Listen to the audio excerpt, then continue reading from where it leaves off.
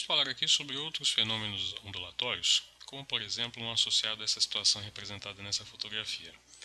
Imagine que você está dirigindo seu carro, você está com a sua família, e aí vocês não conseguem encontrar o carro, vocês estão aqui nessa posição. O carro de vocês, por exemplo, é esse daqui. Mas vocês não se lembram da vaga onde vocês deixaram. Aí o que a gente costuma fazer numa situação como essa? Aciona o controle remoto do alarme, e aí de repente você ouve o alarme do seu carro tocar. Agora, como é que as ondas emitidas pelo controle remoto do seu alarme, né, quando o controle está na sua mão, conseguiram contornar esses obstáculos todos e chegar até aqui? Pois é, esse é o fenômeno chamado difração, que é o mesmo fenômeno que explica, por exemplo, como é que o seu celular consegue tocar mesmo você estando numa sala completamente fechada. Como é que a onda emitida pela antena do celular consegue entrar nessa sala fechada? Pois é, nós vamos falar sobre isso também. Um outro fenômeno que a gente vai ver é a chamada interferência, que está associada, por exemplo, àquela instrução que se utiliza bastante, de desligar equipamentos celulares, notebooks e outros equipamentos eletrônicos dentro de aeronaves, para não interferir na comunicação da aeronave com a torre de controle. Né? A gente vai falar também sobre polarização. Polarização é um fenômeno que acontece exclusivamente com ondas transversais, mas ele está na base de algumas coisas bem interessantes, como por exemplo o funcionamento do cinema 3D. Tá? Vamos falar sobre isso. Vamos lá? Nesse conjunto de imagens aqui, a gente tem um obstáculo representado por essa linha preta aqui, essa linha escura. Aqui a gente tem água, né, e ondas são formadas na parte de baixo. E aqui a gente tem ondas mais ou menos planas. Existe uma passagem aqui, né, uma abertura nesse obstáculo aqui. Como essa passagem aqui é razoavelmente grande, as ondas elas passam para o outro lado e você tem pequenas alterações de forma só aqui nas laterais. Aqui no meio parece que não há alteração. Ou seja, a onda consegue atravessar o anteparo aqui, o obstáculo, com uma certa facilidade. Né? Mas à medida que a gente vai fechando a abertura do obstáculo, a mudança de forma da onda que atravessa é bastante radical. Aqui a gente percebe que elas ainda são planas, né, na primeira figura, mas na última figura dá para perceber claramente que elas se tornaram circunferências. Né?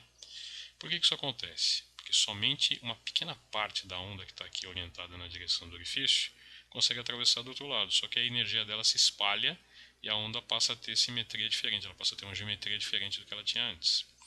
Esse é o fenômeno da difração, é como se a onda brotasse do outro lado do obstáculo. Bom, o que nós temos aqui?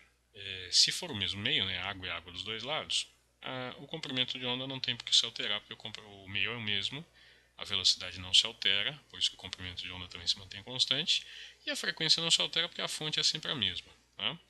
Agora, em termos de energia, as frentes de onda nessa parte anterior aqui têm mais energia do que as frentes de onda nessa parte. Afinal de contas, apenas um pedacinho da onda passou para o outro lado, fazendo com que novas frentes de onda surgissem. Então a energia é diferente. Okay? A energia da onda difratada é menor do que a energia da onda incidente em geral.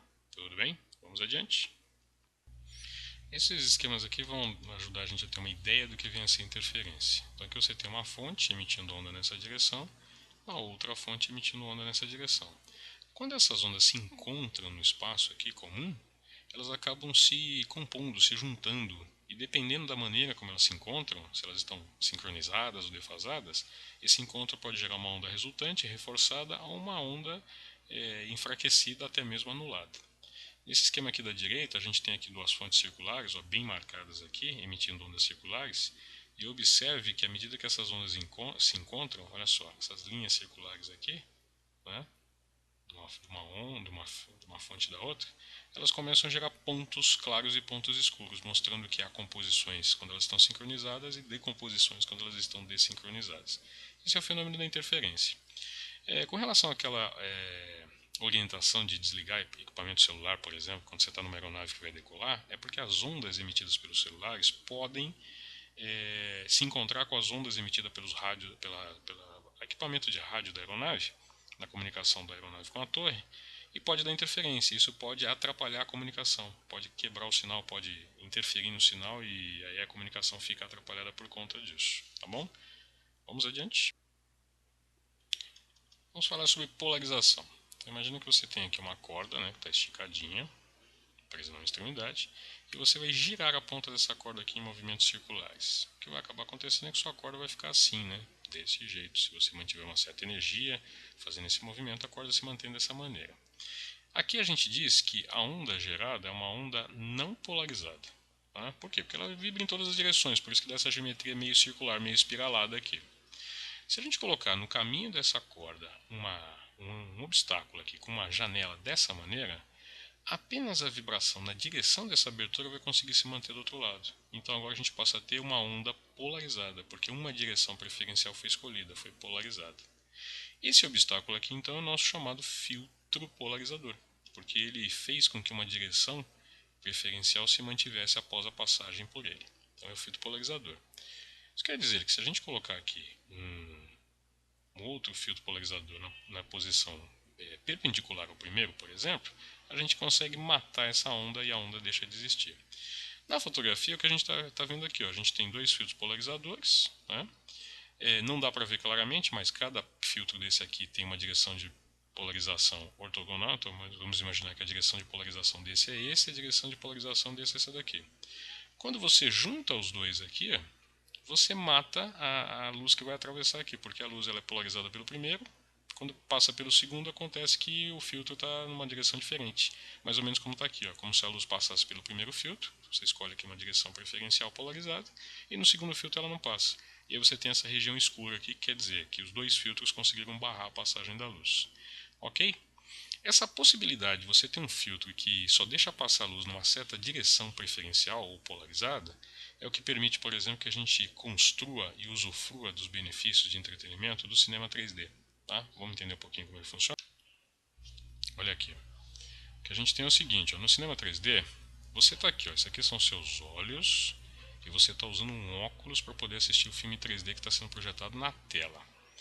Na tela você tem, na verdade, dois filmes sendo projetados, pelo projetor 1, pelo projetor 2. É o mesmo filme, em posições ligeiramente diferentes, só que um deles passa por um filtro polarizador e ele vai na direção da tela polarizado numa única direção, por exemplo assim.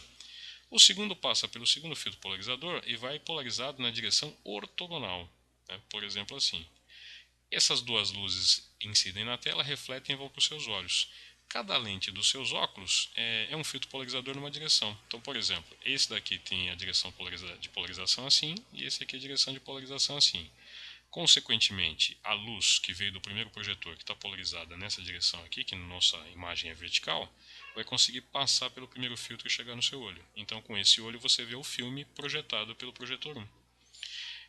A segunda projeção, ela está projetada aqui na nossa imagem na direção horizontal. Vai conseguir passar pela lente 2 do óculos e vai chegar no seu olho, então você vai ver com o olho direito a imagem projetada pelo projetor 2.